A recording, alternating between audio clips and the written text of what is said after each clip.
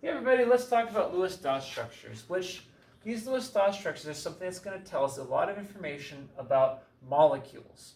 Remember, molecules are made of atoms stuck together, and the way they stick together gives us a lot of information about their chemical properties and what they can do. So we actually care about it quite a bit, and these are going to be a useful tool for that as we get further along. So let's get started.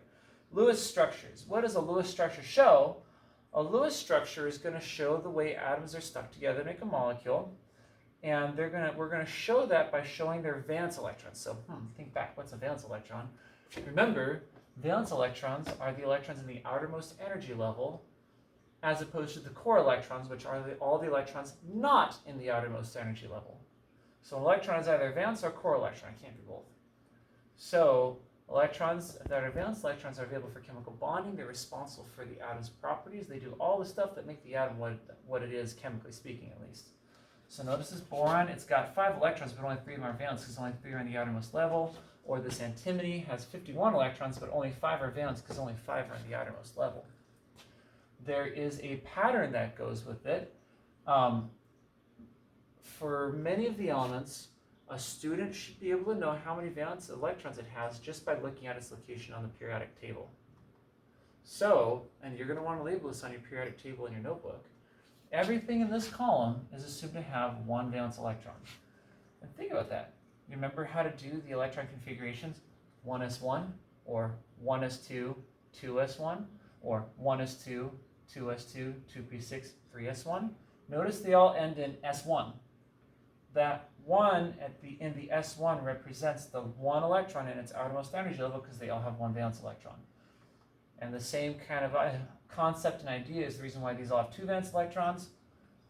This varies, so we're going to skip over here to say 3 valence electrons, 4, 5, 6, 7, 8. Okay? Now, I shall say one little thing. Helium only has 2 valence electrons because it's too small to have 8. But all these bigger ones all have 8 valence electrons. Okay? Memorize this. Ladies and gentlemen, this is something that you should know very well. 1 valence electron, 2 valence electrons, 3, 4, 5, 6, 7, 8 valence electrons, except for helium with 2, because it's too small. Okay, guys? Get to know that. How do you actually represent this on paper? You represent on paper by doing what's called a dot notation. So here's some examples. These are elements number 3 through 10. So in your planner, you got these periodic tables. Lithium is 1 valence electron, so it has 1 dot to represent 1 valence electron. Beryllium has 2 valence electrons, therefore 2 dots. Boron has 3 valence electrons, carbon has 4, and we represent it with 4 dots. 5 valence electrons, 5 dots, 6 valence electrons, 6 dots, 7 valence electrons, 7 dots, 8 valence electrons, 8 dots. Okay? Something about how to write these. I'm going to remove these. Bear in mind that when writing these out, okay, you notice like the dots are either on the right, the left, the top, or the bottom. We don't have them off to the side or anything like that. So it doesn't matter what order you put them in certain senses. Like for the lithium with its 1 valence electron, you could put the dot here, or you could put the dot here, or you could put it here, or you could put it here. We don't really care. Beryllium, same thing. You could put them here and here, or there and there, or there and there. You get the idea. The one thing you can't do is this. Do you remember how we were doing electron configurations and you had like the multiple boxes and like you couldn't just pair them up, like you couldn't all cram them in one box. They had to like spread out, 2, 3, 4, where it was like they had to spread out and only when all the boxes were full you could pair them up. Well, we did that with electron diagrams, and the same idea kind of applies here, where you can't pair them up until you have a certain number of them, until all the spaces are full. So you can have that's why your beryllium can be like 1 here, or 1 here, etc., but they can't be together like that. And same thing for boron, that's why we have this, and that's why you're not allowed to do that. It has to be, they have to stay separate. And same thing for carbon, they have to stay separate. You'll notice the positions that are allowed. Left, right, top, bottom. That's it. Okay, only with like nitrogen with 5, I can't, there are 5, can you do 1, 2, 3, 4, and then pair one of them up? Okay, have a pair like that. And it doesn't matter where your pair is. It could be there, or there, or there, etc. Nobody cares. Just have the right number in a reasonable position. Same for oxygen. 1, 2, 3, 4, 5, 6. Or you could have your pair be right there. Whatever, as long as you have 6. And the same concept applies to fluorine and neon, which is why it looks the way it does. Make sure, I don't remember if it's filled in your handout. If not, go ahead and fill it in.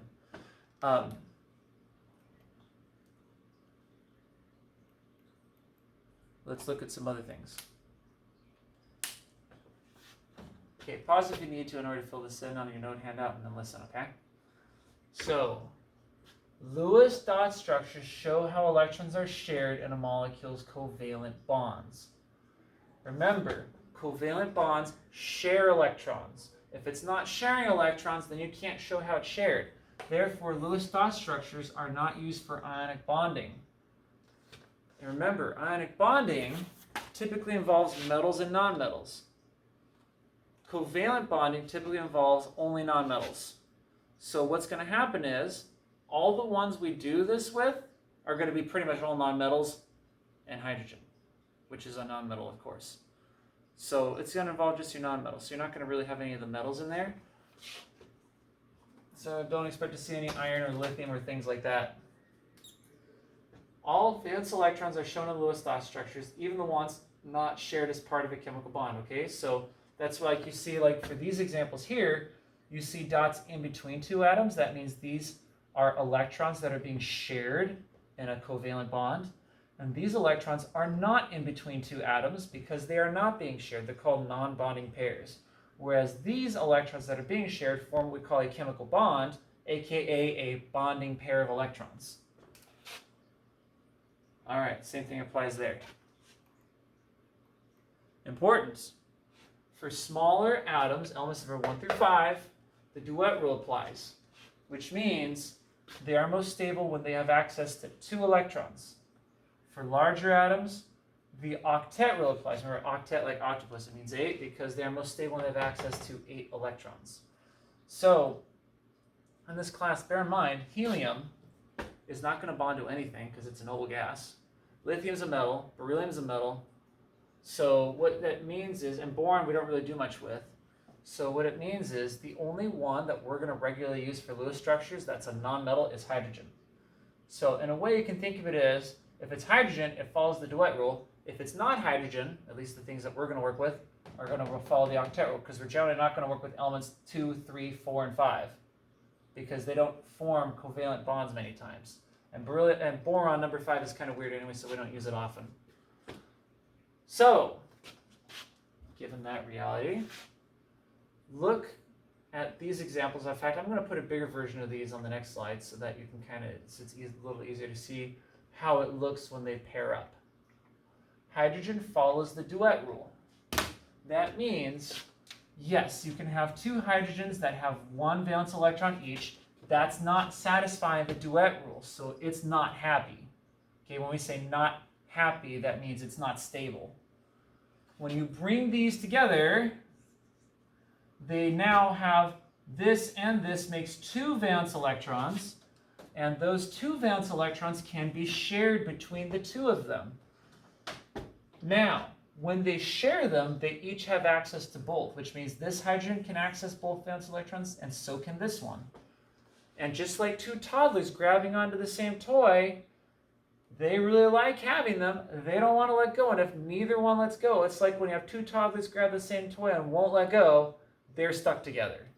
They're stuck together. Okay, that's a chemical bond.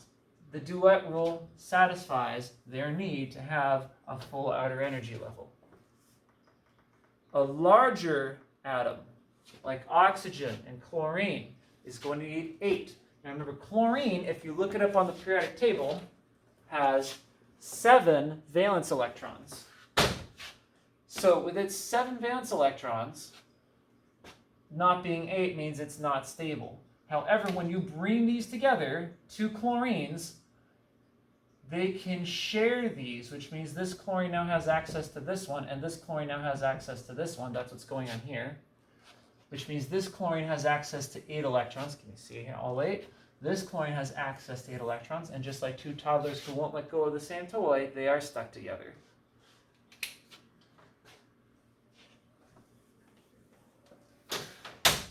Consider water.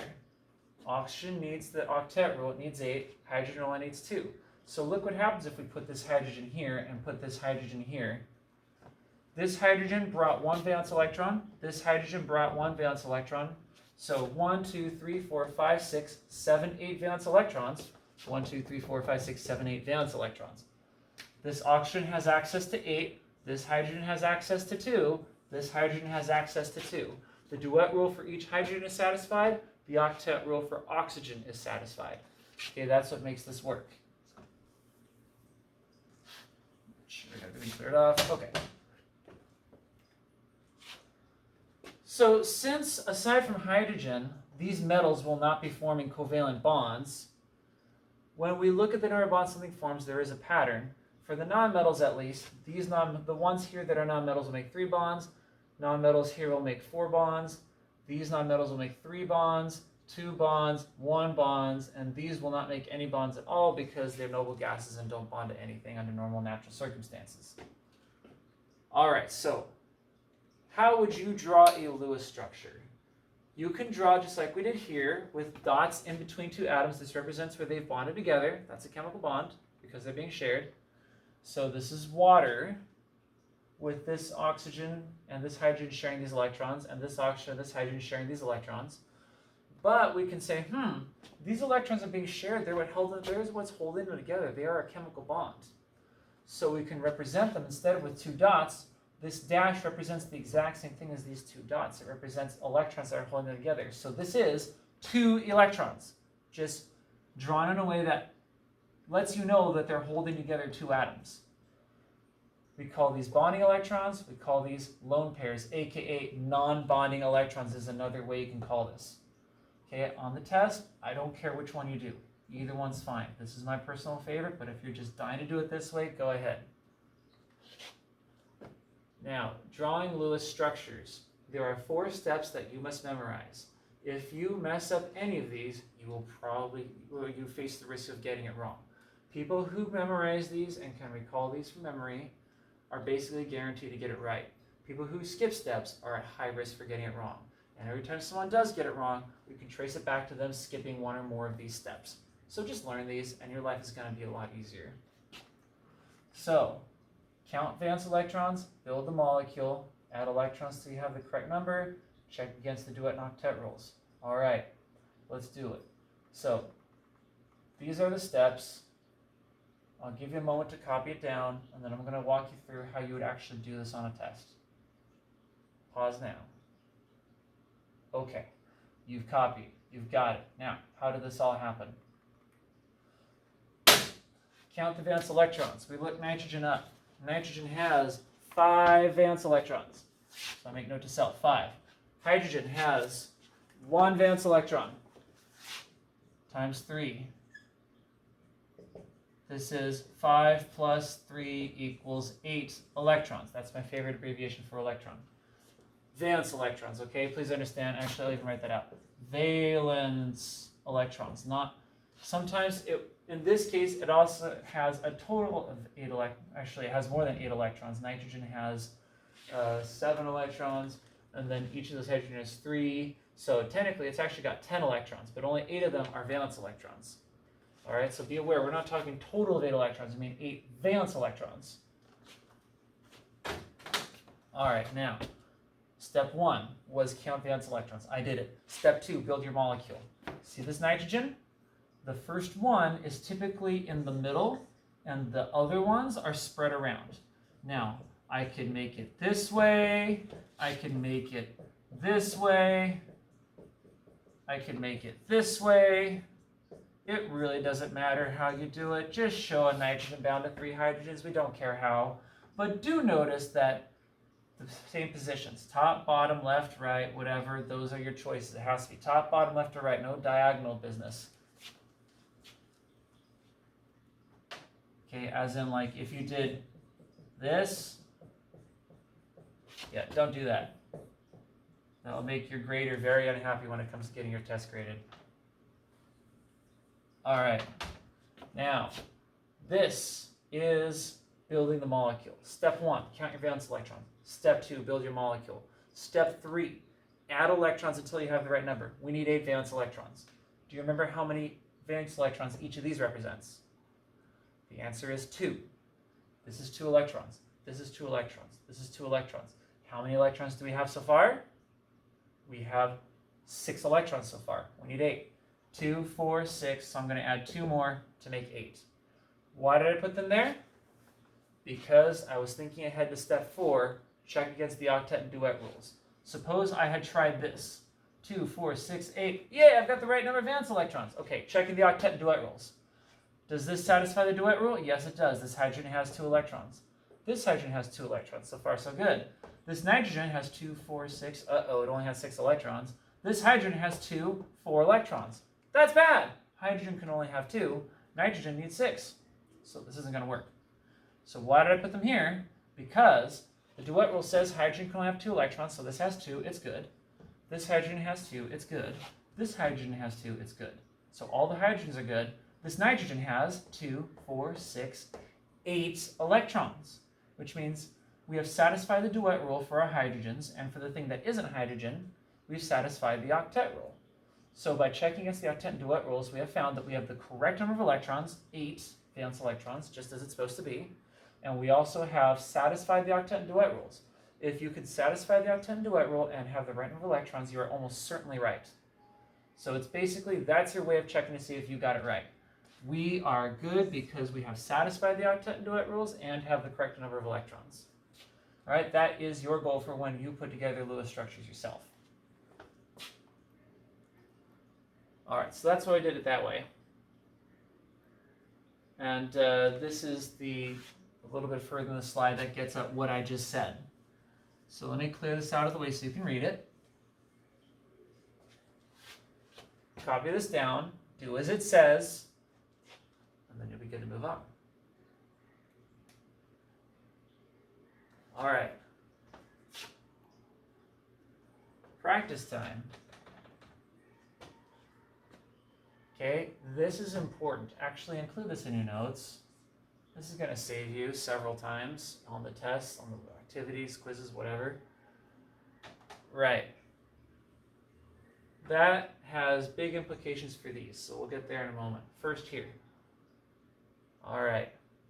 Step 1. Count valence electrons. Bromine. 2. Sorry, I don't want to say 2. 7 valence electrons. There's 2 bromines. That's 7 valence electrons each. Is 14 valence electrons total. Step 2. Build your molecule.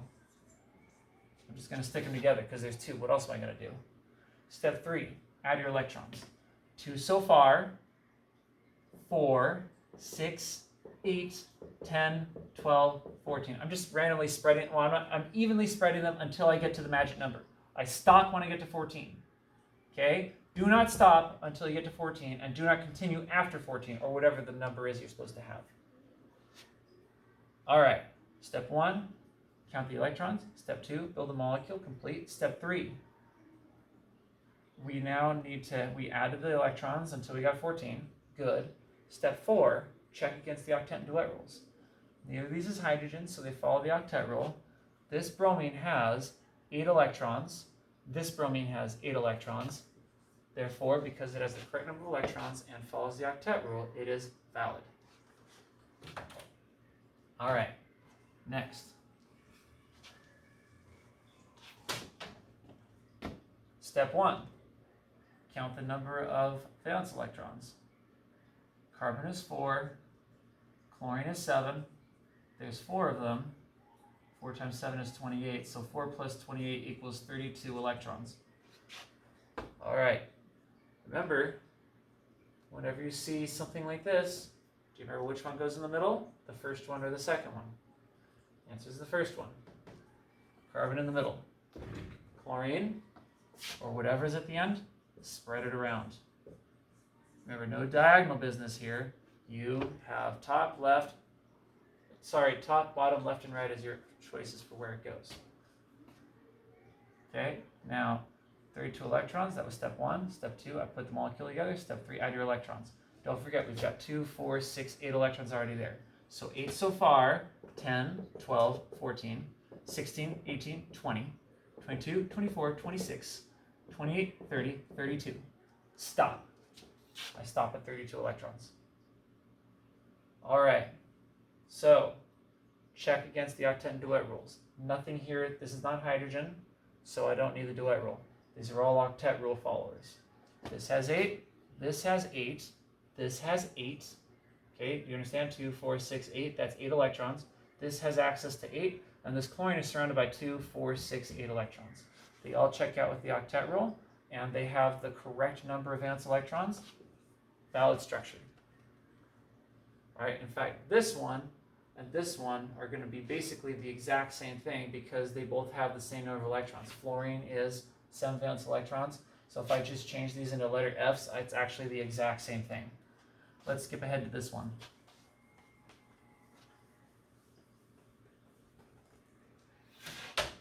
Nitrogen and chlorine. Nitrogen has how many valence electrons? 5. Chlorine has how many valence electrons? 7. 7 times 3 is 21, and 5 plus 21 equals 26 electrons. All right, so count the valence electrons because that's step 1. Step 2 is a sum of the molecule. Remember, first one goes in the middle. The rest are evenly spread around. I happen to choose this way. If you want to do it some other way, maybe for example, set it up this way, it's fine, nobody cares. All right, 26 electrons. How many do I have so far? 2, 4, 6 electrons so far. Let's add until we get to 26. And I'll start, I don't know, here. 2, 4, 6, 8, 10, 12, 14, 16, 18, 20. Sorry, I forgot to, let me back up a sec. I did that totally wrong. Okay, let's start with from the beginning. Not forgetting we have 6 electrons. So 2, 4, 6, 8, 10, 12, 14, 16, 18, 20, 22, 24, 26. Okay, now you notice I filled the dots in a different order this time. It's fine. It really doesn't matter what order you put them on as long as they wind up in a reasonable place. It really doesn't matter the order. Now, the first time I forgot to include these. That's bad. You need to make sure to include these in your count before you even start. That's why I started 6 and then 8, 10, 12, 14, 16, whatever. Like I started at 6 instead of starting at 0. Because you got to not forget that these are already there. So this represents the correct number of electrons. Okay, that's step 3. Add the correct number of electrons. Finally, do you remember the last step? Okay, check against the octet and duet rules. Nothing here follows the duet rule because nothing is hydrogen. So these are all big enough to follow the octet rule. This chlorine has 8, this nitrogen has 8, this chlorine has 8, this chlorine has 8. They all follow the octet rule successfully, and you have the right number of electrons, making this a valid structure. That is the reason why I put this here, this non-bonding pair of electrons right here. If I had tried to stick it somewhere else, like here or whatever, first of all, there's no space to even do that, but it would mean that you'd have only 6 here and you'd have like 10 here. And same thing if you did it to any of the other ones. So putting that non-bonding pair here was the only way to make it work out, and that's why I did it that way. All right, guys, well, that is the basics. After that comes more advanced stuff, but that's a separate video, so we're good.